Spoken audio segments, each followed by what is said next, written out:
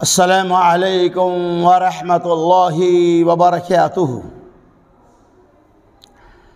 الحمد للہ نحمده ونصلی علی رسولہ الکریم، اما بعد، اعوذ باللہ من الشیطان الرجیم، بسم اللہ الرحمن الرحیم۔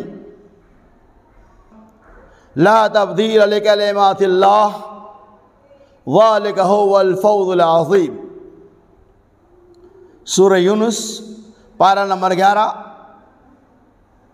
آیت نمبر 64۔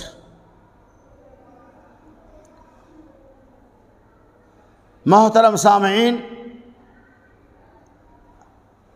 اور سامعات، جیسا کہ ابھی آپ ملک کی حالات اور ملکی ماحول کو اچھی طرح سے دیکھ رہے ہیں کہ آج پوری دنیا، پورے ہندوستان کے اندر تہلکہ مچا ہوا ہے۔ آج ہندوستان کے اندر ہندوستانی گورنمنٹ ایک ایسا قانون لانے کی کوشش کر رہی ہے یا ایک ایسا قانون لانا چاہتا ہے جس قانون کی مخالفت صرف مسلمان ہی نہیں بلکہ دیگر مذاہب کے لوگ بھی کر رہے ہیں۔ اس قانون کو نافذ کر کے خاص طور سے مسلمانوں کو اپنے مذہب کے مطابق عمل کرنے سے روکا جائے گا، جس قانون کا نام ہے یکساں یونیفارم سول کوڈ، یعنی ہندوستان کے اندر برابری والے قانون، ایک ملک کے اندر ایک قانون۔ اسلام نے ہمیں جو پیغام دیا ہے، قرآن نے ہمیں جو تعلیم دیا ہے، ہم اس تعلیم کی مخالفت کبھی بھی نہیں کر سکتے ہیں۔ مسلمان سب کچھ برداشت کر سکتا ہے،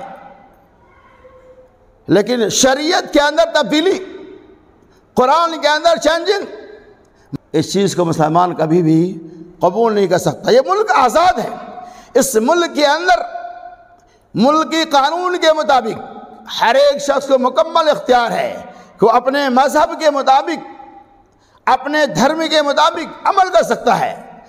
شریعت نے طلاق، خلا، نکاح، وراثت، ہبہ کا الگ الگ قانون بنایا ہے، اور شریعت کا اس معاملہ میں جو قانون ہے ہم اس کی اتباع پیروی کرتے ہیں۔ لیکن اگر ہندوستانی قانون کے دائرہ میں جو قانون نافذ کیا جانے والا ہے جس کا نام یکساں سول کوڈ، اس قانون کے دائرہ میں نکاح، طلاق، خلا، ایلا، وراثت وغیرہ کا جو قانون ہے، وصیت، ہبہ کا جو سسٹم قرآن نے پیش کیا، اس سسٹم سے ہمیں دور ہونا پڑے گا۔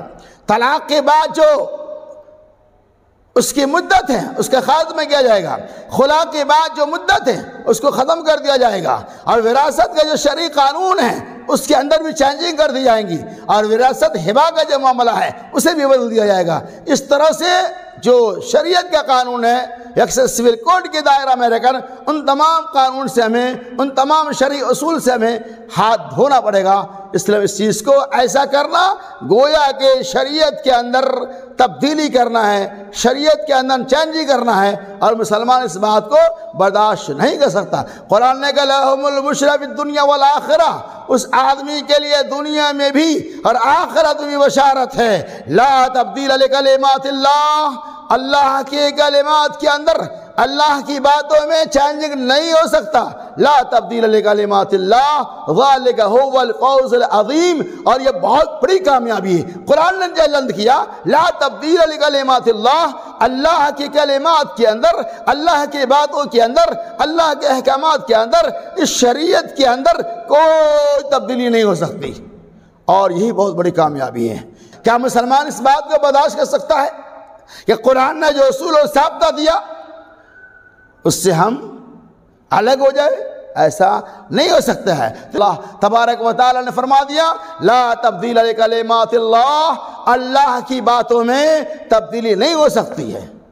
تو خلاصہ یہ ہے کہ یکساں سول کوڈ، یکساں یونیفارم سول کوڈ ہم اس کو بائیکاٹ کرتے ہیں، ہم اسے تسلیم نہیں کریں گے۔ مذہب اسلام کے علاوہ دوسرے مذہب بھی اس بات کے قائل نہیں ہیں، چونکہ ہندوستان ایک جمہوری ملک ہے، یہاں ایک دھرم کے لوگ نہیں بلکہ سینکڑوں دھرم کے لوگ پائے جاتے ہیں، اور ہر مذہب کے اندر الگ الگ اصول ہے، شریعت کا اصول الگ الگ ہے۔ عیسائی کا الگ طریقہ ہے، یہودی کا الگ طریقہ ہے، پارسی کا الگ طریقہ ہے، مجوسی کا الگ طریقہ ہے، مسلمانوں کا الگ طریقہ ہے۔ ہر آدمی کے اندر کچھ نہ کچھ شادی بیاہ، وراثت، وصیت، ہبہ، ایسے قانون، ایسی باتوں سے متعلق الگ الگ ضابطے رسول ہے۔ لہذا اس ملک کے اندر ایک سول کوڈ جیسا قانون لانا ممکن ہی نہیں بلکہ ناممکن ہے، اور اس قانون کے ہم سخت سے سخت بائیکاٹ کرتے ہیں۔ یہ قانون جو بالکل شریعت کے خلاف ہے، اس قانون کے اندر سراسر قرآن کی توہین ہو رہی ہے، لہذا اس قانون کو ہم بائیکاٹ کرتے ہیں۔ لہذا ہم اللہ سے دعا کہ اللہ تعالیٰ اس قانون کو، یکساں سول کوڈ جو قانون ہندوستان کے اندر لانے کی کوشش کی جا رہی ہے، جو ایک ناپاک سازش ہے، جس قانون کے دائرہ میں رکھ کر مسلمانوں کو اپنے مذہب کے اوپر عمل کرنے سے روکا جائے گا، اے اللہ اس قانون کو تو نیست و نابود کر دے۔ لہذا اپنی طرف سے بھی اور تمام سامعین کے طرف سے بھی اس چیز کو بائیکاٹ کرتے ہیں۔ اللہ سے دعا کہ اللہ تعالیٰ اس بدترین یکساں سول کوڈ جیسے قانون سے ہمیں اور آپ کو، تمام ہندوستانیوں کو محفوظ اور مامون رکھے۔